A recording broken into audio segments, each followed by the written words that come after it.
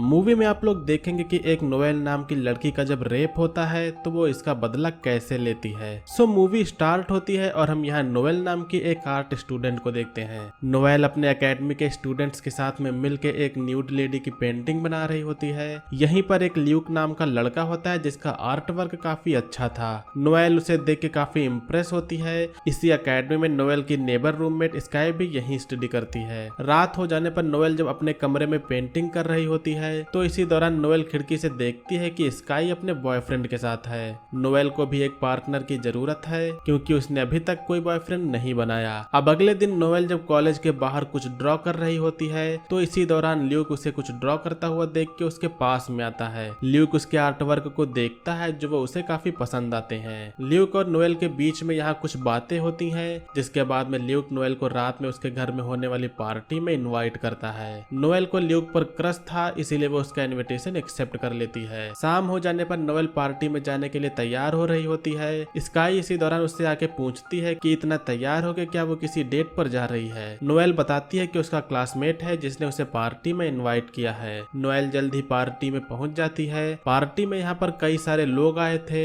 Noel जल्द ही Luke से मिलती है और दोनों लोग मिलकर काफी खुश लग रहे थे। ल्यूक नोएल को अपने आर्टवर्क्स को दिखाने के लिए उसे अपने रूम में ले जाता है। नोएल को उसके आर्टवर्क्स पसंद आ रहे थे लेकिन अब इसी बीच के दौरान धीरे धीरे दोनों में रोमांस होने लगता है। ल्यूक नोएल को किस करता है। नोएल को स्टार्टिंग में तो ठीक लग रहा था लेकिन नोएल उसे मना करती है फिर भी ल्यूक उसके साथ में जबरदस्ती करने लगता है। ल्यूक को अंदाजा नहीं होता है कि वो उसके साथ में जबरदस्ती उसका रेप कर रहा है लेकिन नोएल को बिल्कुल भी ये पसंद नहीं आता। नोएल बिल्कुल भी इस तरीके से ऐसा नहीं चाहती थी। वो कमरे से बाहर निकलती है। उसे बिल्कुल भी समझ नहीं आ रहा कि उसके साथ में ये क्या हो गया। वो बाहर स्विमिंग पूल में जाके कूद जाती है। यहाँ वो सुसाइड करने का ट्राई करती है लेकिन वो ऐसा नहीं करती। अब अगले दिन हम देखते हैं कि नोएल उस बात को लेकर काफी अपसेट है। वो आज कॉलेज भी नहीं गई है जिससे उसकी नेबर आके उससे इसका रीजन पूछती है। स्काई के काफी बार पूछने पर नोएल उससे बताती है कि जिस पार्टी में वो लास्ट नाइट गई थी वहाँ उसका रेप हुआ।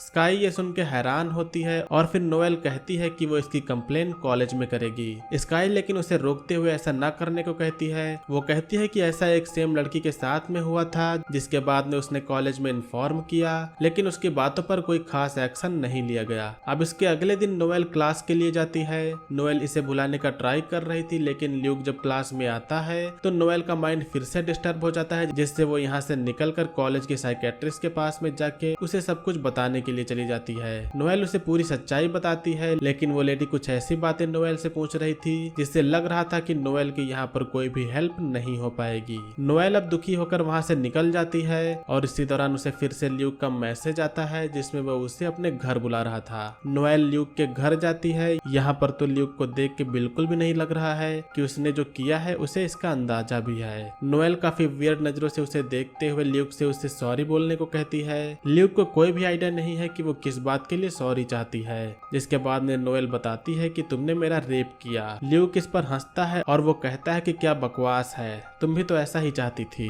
ये सुनने के बाद में नोएल ल्यूक को चाटा मार देती है जिसके बाद में ल्यूक उसे यहाँ से चले जाने को कहता है लेकिन नोएल बिल्कुल भी ऐसे ही यहाँ से नहीं जाना चाहती थी। दोनों के बीच में अब यहाँ पर खींचातानी शुरू हो जाती है जिसके बाद में ल्यूक का पैर फिसलता है और वो ऊपर से नीचे गिर जाता है। ल्यूक सीधा सर के बल नीचे गिरता है जिससे सर फट जाने की वजह से उसकी मौत होती है। नोएल इससे काफी शॉक होती है जिसके बाद में वो किसी को बिना बताए यहाँ से चली जाती है। अब अगले दिन घर पर पुलिस आती है। पुलिस को ल्यूक के मोबाइल से पता चलता है कि वो पिछली रात नोएल के साथ में था। नोएल कॉलेज के लिए जाती है जहां वो देखती है कि ल्यूक की मौत से वहां सारे लोग दुखी हैं और इसके बाद में आज क्लास को छुट्टी दे दी जाती है। नोएल कॉलेज से निकलती है जहां उसे बाहर एक डिटेक्टिव मिलता है। वो डिटेक्टिव उससे पूछने आया था कि वो पिछली रात ल्यूक के साथ में थी तो वहाँ पर क्या हुआ। नोएल बताती है कि ल्यूक ने उसे अपने घर पर हुकअप के लिए बुलाया था लेकिन उसका मन न होने के कारण वो वहाँ से चली गई। नोएल यहाँ से ऐसा कह के चली जाती है और डिटेक्टिव को ल्यूक की मौत एक हादसा लगती है।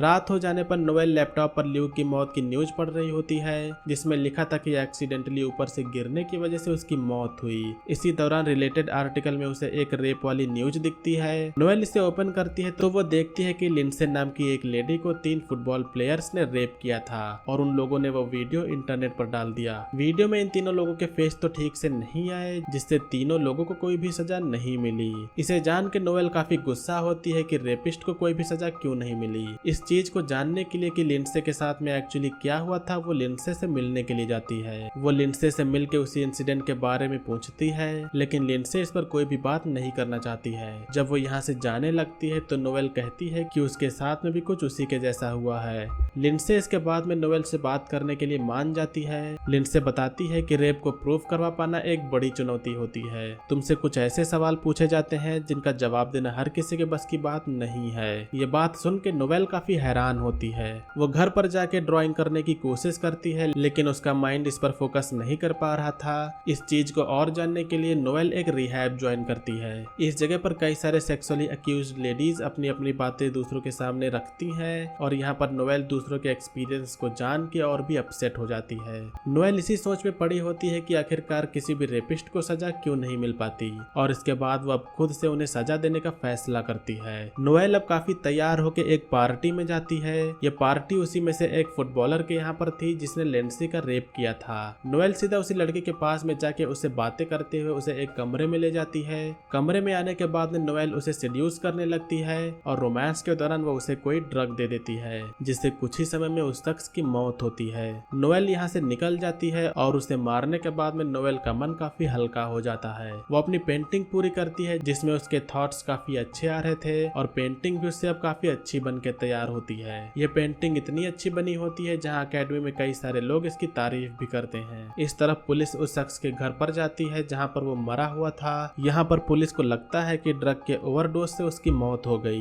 दूसरी तरफ नोएल अपने दूसरे शिकार की तरफ होती है। ये दूसरा फुटबॉलर होता है। वो उस शख्स के घर पर जाती है। वो सीधा उसे सेड्यूस करने लगती है, और जल्दी वो बेल्ट से उसकी गर्दन को कस के उसे मार देती है। अब बारी आखिरी वाले की होती है। इस शख्स का नाम कॉनर है। कॉनर ग्राउंड में रनिंग कर रहा है जहाँ नोएल उस पर नजर रखे हुए है। अब कॉनर जब बाथरूम में नहा रहा होता है तो नोएल पीछे से आके उसके सर पर हमला कर देती है। कॉनर अभी नहीं मरता है। वो काउंटर अटैक करने की कोशिश भी करता है, लेकिन नोएल फिर से हथौड़ा मार के उसे मार देती है। अब 3 फुटबॉलर्स के मरने के बाद में पुलिस डिपार्टमेंट में काफी अफरा तफरी मच जाती है। नोएल तो इससे बेहद खुश होती है, और इधर पुलिस वालों का ये शक थोड़ा सा लिंडसे पर जाता है। डिटेक्टिव लिंडसे से पूछताछ के लिए जाते हैं, लेकिन लिंडसे को इसके बारे में कुछ भी नहीं पता था। एक दिन नोएल और सेन दोनों साथ में ड्राइंग कर रहे होते हैं। सेन एक अच्छा लड़का है, नोएल को भी वो अच्छा लगता है। दोनों के बीच में यहाँ पर अब रोमांस होने लगता है, लेकिन इसी दौरान नोएल वही इंसिडेंट को सोच के अनकंफर्टेबल हो जाती है, और सेन को वो यहाँ से भगा देती है। शाम होने पर नोएल अपने पड़ोसी स्काई के घर जाती है।